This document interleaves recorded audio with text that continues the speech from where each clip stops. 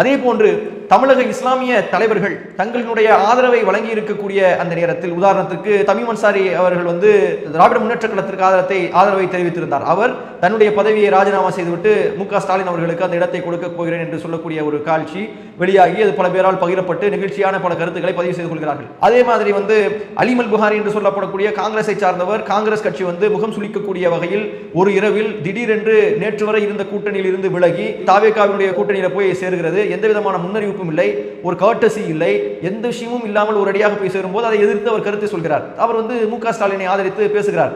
அதே மாதிரி IUML என்று சொல்லப்படக்கூடிய இந்தியன் யூனியன் முஸ்லீம் லீக் அவர்கள் வெளிப்படையாக சொன்ன ஒரு அறிக்கை என்னவென்றால், நேற்றும் இன்றும் நாளையும் நாங்கள் திமுகவோடு இருப்போம் சொல்லி சொல்றாங்க. இது எங்களுக்கு முழுமையாக உடன்பாடு இல்லை. யாரோடும் நம்ம முழுமையாக இருக்கணும் என்கிற ஒரு இது இல்லை. எந்த அமைப்பு சமூகத்திற்கு நன்மை செய்கிறதோ அந்த அமைப்போடு இருக்கிறது சிறந்தது.